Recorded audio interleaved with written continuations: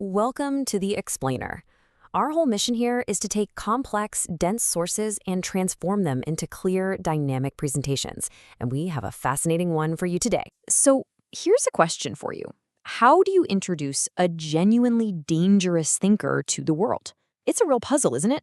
Well, today we are cracking open a book from all the way back in 1909 to see how the very first English translators wrestled with this exact problem for one of the most explosive philosophers of all time, Friedrich Nietzsche. So here's our game plan. We're going to see how Nietzsche's first English translators tried to package his explosive ideas. We'll start with their advice on how you should even read him, then get into the editor's pretty scathing welcome to the reader. From there, we'll dig into Nietzsche's real target, this figure he calls the culture Philistine, and finally, we'll ask if any of this critique still rings true today. Okay, let's get into it. The people putting together this 1909 translation, they knew they had a serious challenge. I mean, presenting Nietzsche wasn't just about getting the words right. It was about preparing the reader's mind for what was essentially a philosophical earthquake. This book is just loaded with prefaces, and they basically act as a kind of user's manual. You can almost feel the editors trying to guide the 1909 reader, telling them, look, this isn't just what you're about to read.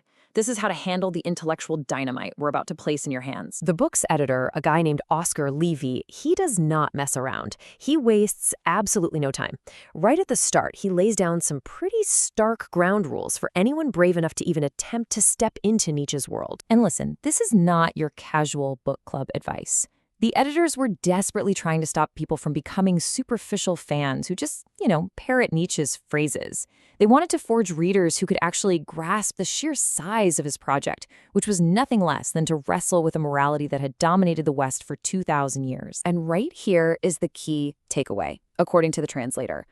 Everything Nietzsche wrote, from his most poetic thoughts to his most savage attacks, it all served this one single goal. It was all about pushing humanity to evolve, to become a higher type of person. But the editors didn't just stop with advice. And honestly, this next part is maybe the most shocking thing in the entire book. It's the introductory essay by Oscar Levy himself.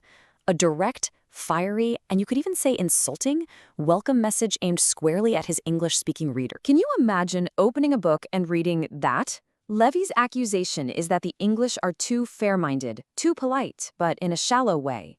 He claims they just absorb a radical thinker with a smile and a cup of tea, completely robbing his ideas of their power, and, in doing so, making sure their culture could never produce a dangerous thinker of its own. Now, I know that is a shocking thing to read, but Levy is using some brutal irony here.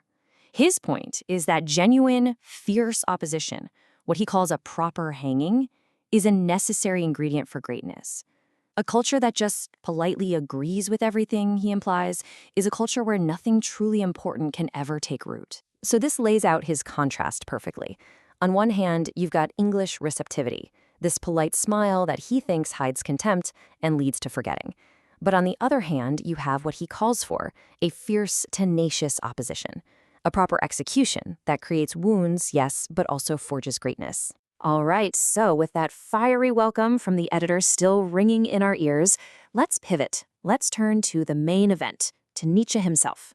What was he actually arguing in his essay? Okay, so you have to picture the scene. Nietzsche is writing this right after Germany won a massive war against France. The whole country is in this triumphant, self-congratulatory mood. But Nietzsche? He's looking at all this celebration and seeing profound danger.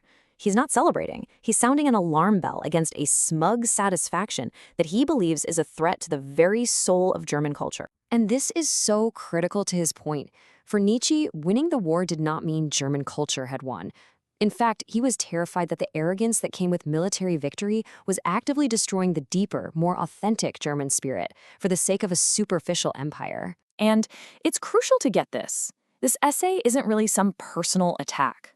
Nietzsche himself later said he used this writer, David Strauss, as a magnifying glass to make a much bigger cultural illness visible.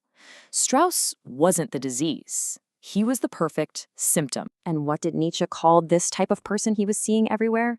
He gave it a name that, frankly, still stings today: the culture Philistine. To really get this takedown, we have to understand what Nietzsche means by a few key words. First, culture. For him, this wasn't about going to the opera or having a big library. True culture was a deep, unified artistic style that runs through every single part of a people's life. And the opposite of that real culture, well, it wasn't ignorance. It was what he called barbarity. And by that, he meant a chaotic, meaningless jumble of all different styles. And that's exactly the mess he saw in the supposedly victorious Germany of his time. And that brings us right to his real target, the culture Philistine. This is the educated person who looks at that chaotic barbarity and proudly calls it culture. He is completely blind to his own condition. He thinks he's a champion of culture, but he is in fact its mortal enemy. And Nietzsche just paints this devastatingly detailed portrait. There's a lot here, but let's zero in on a few sharp points. The Philistine consumes art for shallow emotional comfort. He uses it like a tranquilizer, not a challenge. Or notice this one. He separates serious life from trivial culture, as if art has no real-world importance. And maybe most damning, he mistakes his weakness for healthiness, believing his own aversion to difficult ideas is a sign of a healthy mind rather than a cowardly one. Now, Nietzsche's critique was absolutely aimed at a specific moment in 19th century Germany.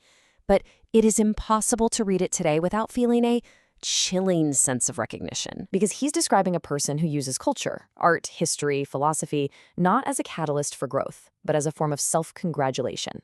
It's a way to feel educated and comfortable without ever doing the hard work of being truly changed by it. And that leaves us with a pretty provocative mirror to look into. In our age of endless content where we can scroll through the entire history of human achievement on a tiny screen, have we become the very culture Philistines Nietzsche warned us about? His 150-year-old takedown forces us to ask, are we using culture to become more or just to feel better about ourselves?